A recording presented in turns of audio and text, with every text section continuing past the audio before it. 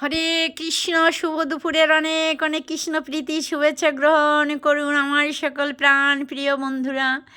সকলের শ্রীচরণে আমার অনন্ত কোটি দণ্ডবত প্রণাম। সকলে ভালো থাকুন, সুস্থ থাকুন, কৃষ্ণ ভাবনায় থাকুন। আজকে আমি শ্রীমদ্ ভগবদ গীতা 4th অধ্যায়ের জ্ঞানযোগের 11 নম্বর শ্লোক থেকে পাঠ করছি। সকলেই সাথে থাকুন, কৃষ্ণ ভাবনায় থাকুন। হরি বল, হরি বল। ওং নমো ভগবতে বাসুদেবায়, ওং নমো ভগবতে বাসুদেবায়।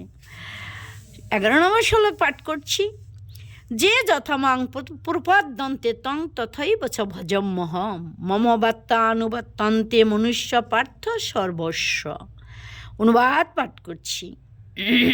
ভগবান শ্রীকৃষ্ণ বললেন, যারা যেভাবে আমার প্রতি আত্মসমর্পণ করে আমি তাদেরকে সেইভাবেই পুরস্কৃত করি। হরি বলো, হরি বলো।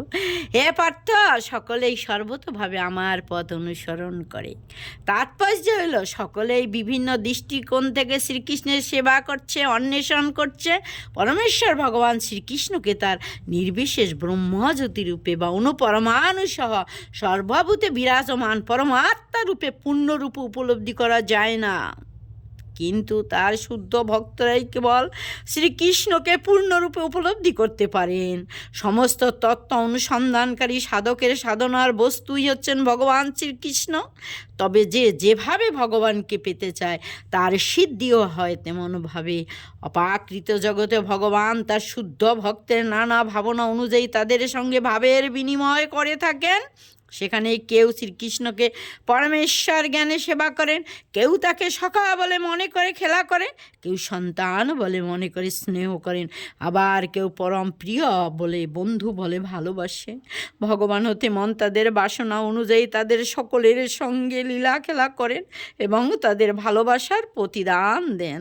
এই জড়জগৎ তেমন বিভিন্ন লোক বিভিন্নভাবে ভজনা করে এবং ভগবানও তাদের ভাবের অনুযায়ী তাদের সঙ্গে ভাবের বিনিময় করে থাকেন। ভগবানের শুদ্ধ ভক্তরা অপাকৃত জগতে এবং এই জড়জগতের ভাবনার মধ্যে